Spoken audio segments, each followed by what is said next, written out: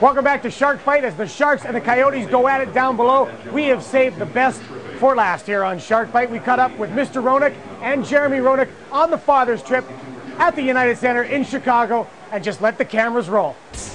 Here with, of course, the one and only Jeremy Roenick and his dad, Wally Roenick. Mr. Roenick. Hi, Drew. Good to have you with us. It's great to be here.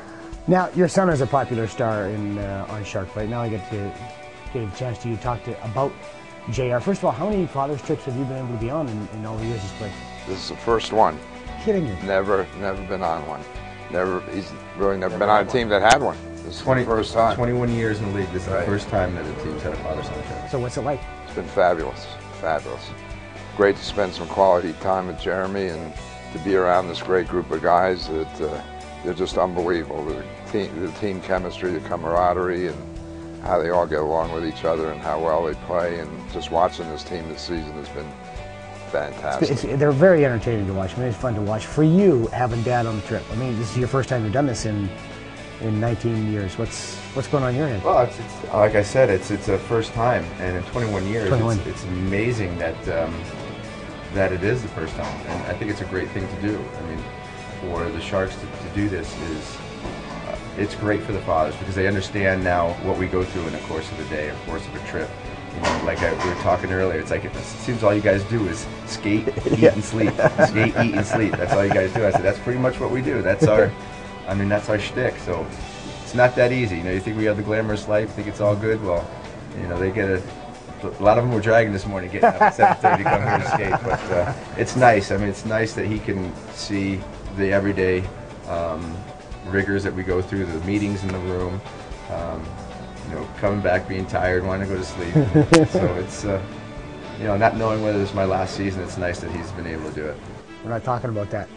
You're forbidden to mention that on this program. You know the conversations we've had.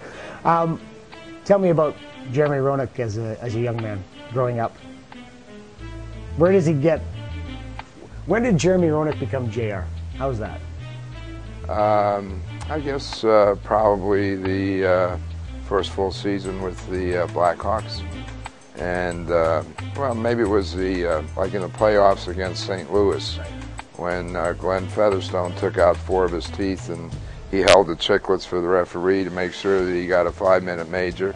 He got a penalty and then came out at 18 years old or just barely 19, scored the game-winning goal in the playoffs, and there was a headline in. I think it was Sports Illustrated or one of the publications that said, "Who shot JR?" All right, and I think that's when he became known as JR.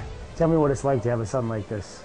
We think he's pretty special in San Jose. So. Well, we think he's been special his whole life, and he's got a great family, and we're proud of him and everything that he's done. And you know, he's a great person.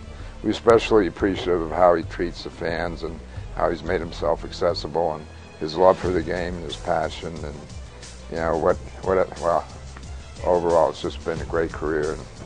He's been away from home for a long time. Yeah, he left at an early age. As a dad, and you have your son leave at an early age, and then he went to Fair, and then he went up to Canada, and you know, what's that like for a father when I know with my kids, you never think they're ready to leave. So tell me what it was like when he left, and then where he is now. It was frightening. Especially when it's coming to Chicago. Yeah. And 18 years old. 18 years old, 5'10", 160 pounds after working up a sweat, and with equipment on. And I remember the first time I was here, the first time he stepped out on the ice, and first thing he did was go right in the corner after. Brent Sutter, Darryl Sutter, went right after him in the corner. He started skating around and just running into people and flying like the wind and being JR. Yeah, and being JR. It was more of fear. And I was absolutely petrified. I'm going, oh no, oh my God. I mean, I walked into this locker room here in Chicago Stadium, and I didn't have probably. The only hair I had was on top of my head, and then I look at and these guys had no teeth, they had beards, some were smoking in the locker room, and I was like, oh my God, I'm definitely should be in college right now. back in high school, because I didn't go my senior year of high school. I should have been a senior in high school, my first year pro. And I said, oh my gosh, my buddies right now are in English right now, with guys that can't speak English. I was really scared.